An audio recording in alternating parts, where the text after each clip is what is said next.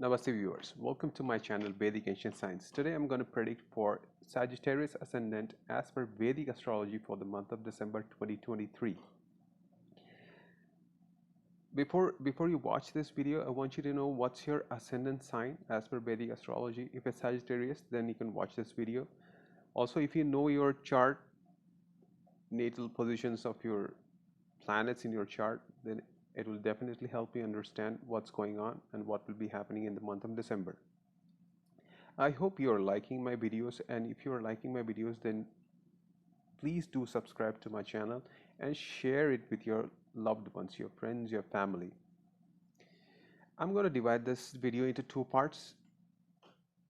First part, I'm going to explain you the planetary position that will happen in the month of December. And then the latter part, I'm going to give you the important dates, okay, to be careful, money, love, expenditures, health, etc. So now I'm going to explain you the planetary positions that will happen. For the first 16 days, Sun and Mars will be in your 12th house, okay. Sun is the lord of your 9th house and Mars is the lord of 5th house.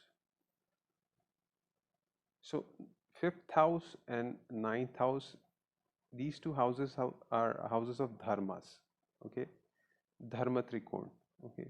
So the planets of these two houses are making conjunction in your 12th house. 12th house is house of losses, expenditures, hidden enemies, hospitals, isolation, spiritualism, high spiritualism, foreign lands, okay. So Sun and Mars, they are making a very fiery yoga. It's kind of Angarak yoga. Rahu and Mars are called Angarak yoga, but this is also Angarak yoga because it's two fiery energies. One is cruel energy and one is hot, really hot, okay. So that can create issues between your children because it's lord of 5th house. Mars is lord of 5th house and your 9th house lord. 9th house is house of your gurus, your belief systems,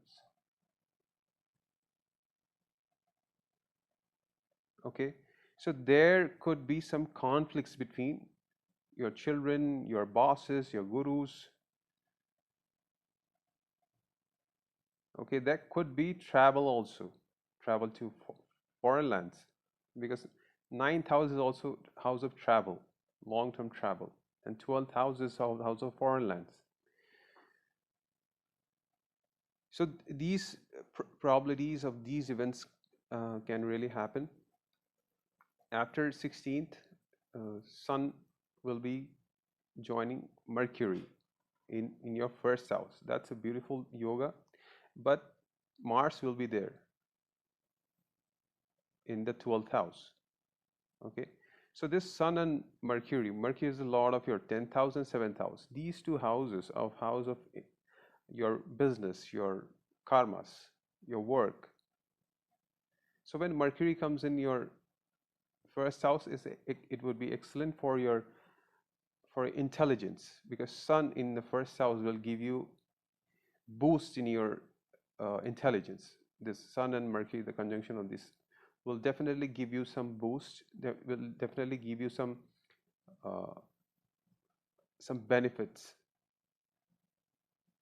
okay, related to your work, related to your business. There will be gains. And then Venus, for first 24 days, Venus will be in your 11th house, in his own house. So definitely there will be money coming in, a lot of if you're not in working condition, if you're a student, something like that, then you may get into love affairs with your friends. Some female can come into your life, okay.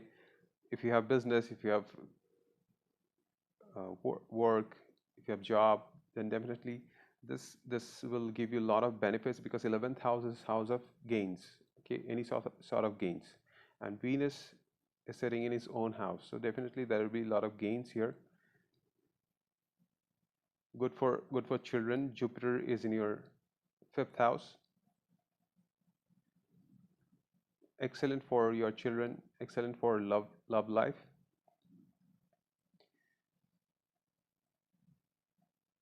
Okay, and then after 24th, things will change. Venus and Mercury will conjoin in your 12th house. Okay, Venus is lord of your 6th house and 11th house. All right, and Mercury is lord of your 10th house and 7th house. So definitely there will be uh, expense. Okay, there will be expense. There could be investments.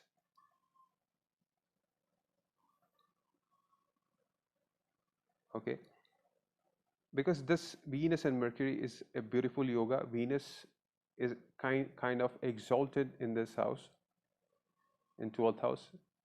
Basically, Venus gets exalted in Pisces, in Kalpurush Kundli. So Venus is in good position, but Mercury is not in good position. Okay, Mercury in 12th house is kind of debilitated.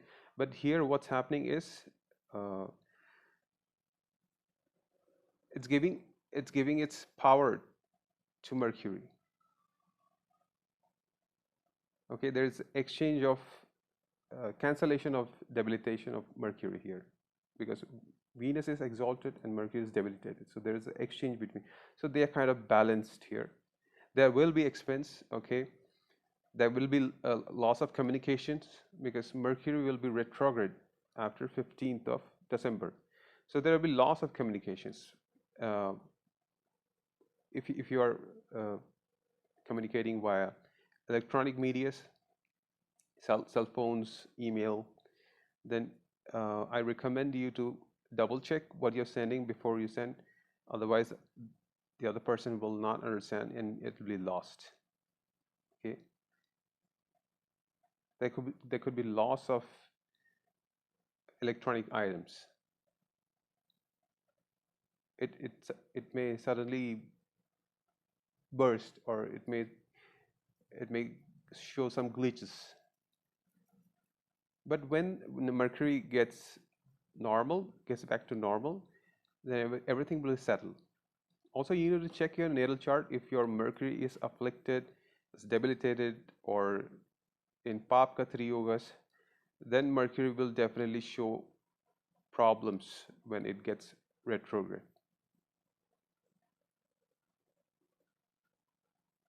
Okay. Now Saturn, Jupiter, Rahu, Ketu. Rahu and Ketu, they have just moved their houses. Rahu in your fourth house, Ketu in your 10th house. So Rahu, wherever it goes, it creates chaos. Okay, so Rahu in your fourth house is your house, your mother, your land, your native place. Okay, it's part of your chest. So wherever Rahu goes, it will create chaos, it will create problems on your bodily parts. Okay, wherever Rahu and Ketu sits, they'll create problems with your bodily part, but it'll definitely give you some monetary benefits because Rahu is looking at your 8th house.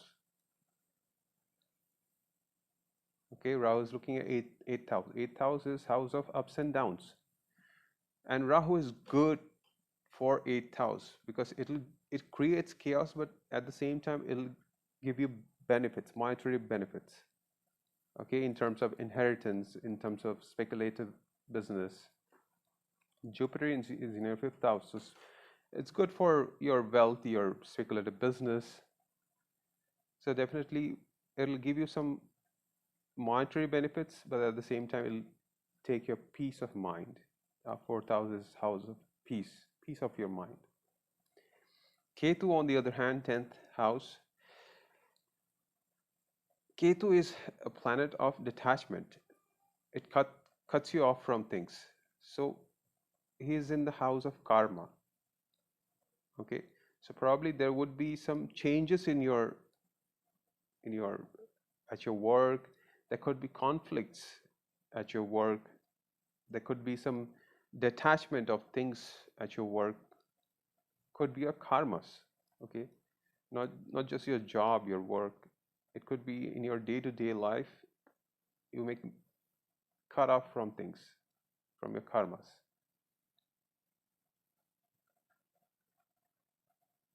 It depends upon your age also. It depends upon your natal chart. When I say cut off from karma, it could be cut off from karma. Okay. Now I'm going to give you some important dates here. Also, one more thing. When Sun and Mars and Venus and Mercury, they are making conjunctions in your 12th house. Okay, for the first 16 days, Sun and Mars, and then after 24th till the end of the month, these two conjunctions are being looked by Saturn and Rahu. These two are malefic planets. So definitely some losses, some major losses can happen here. Okay, because these two planets are looking at at these conjunctions. Okay, I've just explained you about the Sun and Mars conjunction, also Venus and Mercury conjunction. You can rewind the video and you can watch. Now I'm going to give you important dates to be careful about your health, your expenditures, and humiliation, stress.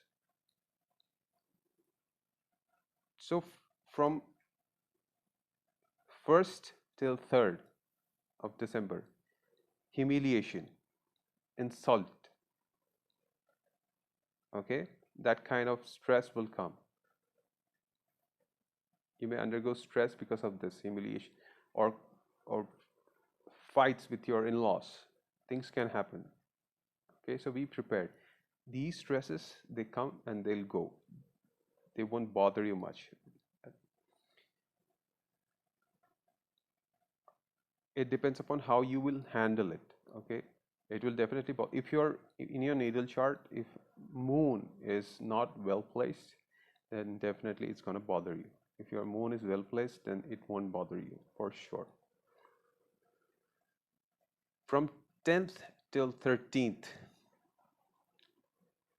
expensive day.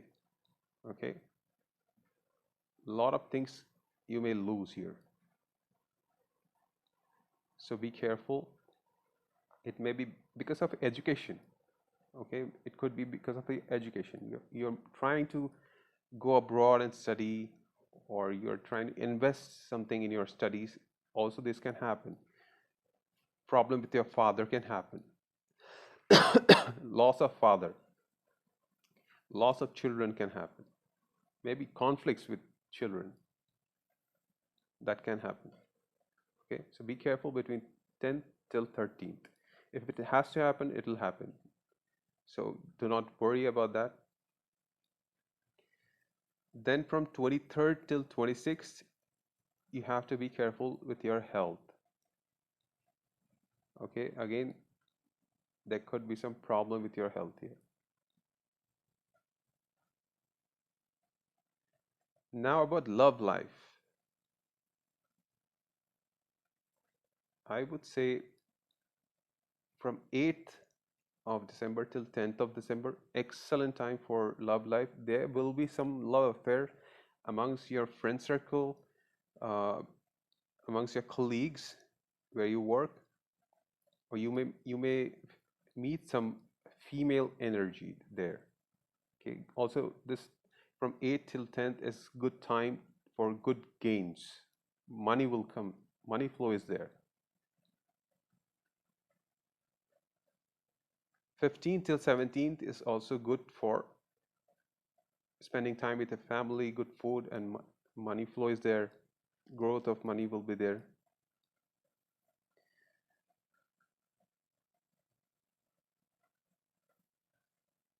Mm, travel can happen. Travel abroad can happen between 3rd till 6th.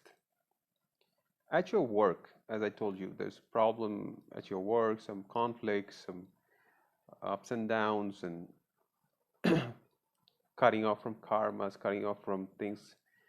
From 6 till 8, uh, things will bother you.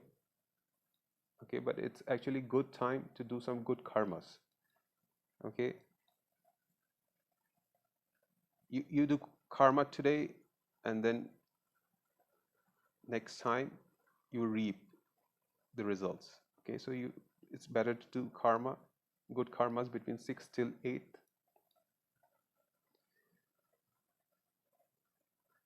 And from 17th till 19th also, there could be some uh, depression or isolation kind of feelings will be there.